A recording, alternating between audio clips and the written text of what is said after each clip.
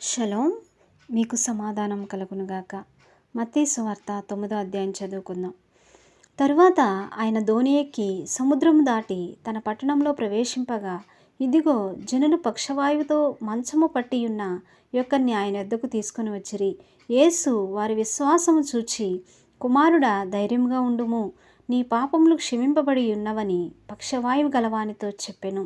ఇదిగో, శాస్త్రులలో కొందరు ఇతడు దేవదూషణ చేయుచున్నాడని తమలో తాము అనుకొనగా, యేసు వారి తలంపులు గ్రహించి, మీరెందుకు మీ హృదయములలో దురాలోచనలు చేయుచున్నారు?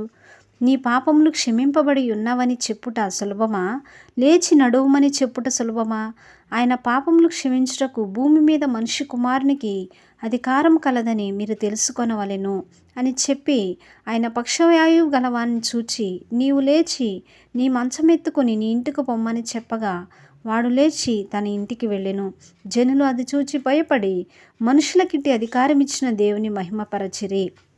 యేసు అక్కడ నుండి వెళ్ళుచు సుంకపు మెట్ల నొద్ద కూర్చుండి ఉన్న మత్తయి అని ఒక మనిషిని చూచి, నన్ను వెంబడించుమని అతనితో చెప్పగా, అతడు లేచి ఆయనను వెంబడించెను. ఇంటిలో భోజనమునకు యేసు కూర్చుండి ఉండగా, ఇదిగో సుంకరులను పాపులను అనేకులు వచ్చి ఆయన యొద్దను ఆయన శిష్యుల యొద్దను కూర్చుండిరి. పరిసయ్యులు అది చూచి, మీ బోధకుడు సుంకరులతోనూ పాపులతోనూ కలిసి ఎందుకు భోజనం చేయుచున్నాడని ఆయన శిష్యులను అడిగిరి. ఆయన ఆ మాట విని, రోగులకే గాని ఆరోగ్యం గలవారికి వైద్యుడు అక్కరలేదు గదా, అయితే నేను పాపులను పిలువ వచ్చితిని గాని నీతిమంతులను పిలువ రాలేదు, గనుక కనికరమునే కోరుచున్నాను గాని బలిని కోరను అను వాక్య భావం ఏమిటో మీరు వెళ్ళి నేర్చుకొనుడని చెప్పెను.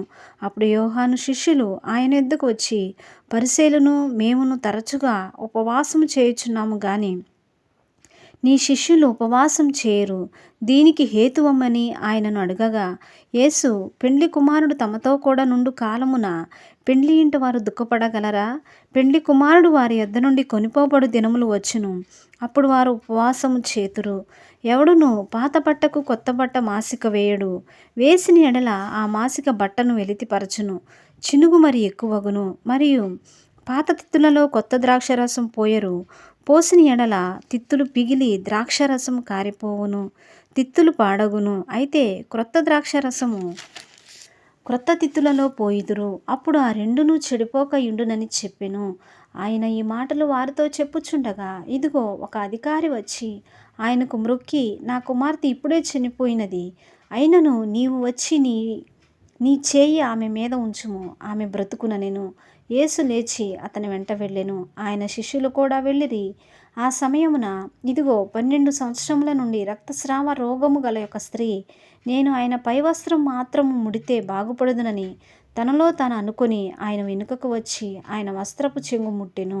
యేసు వెనుకకు తిరిగి ఆమెను చూచి, కుమారి, ధైర్యంగా ఉండుము, నీ విశ్వాసం నిన్ను బాగుపరిచినని చెప్పగా, ఆ గడియ నుండి ఆ స్త్రీ బాగుపడెను.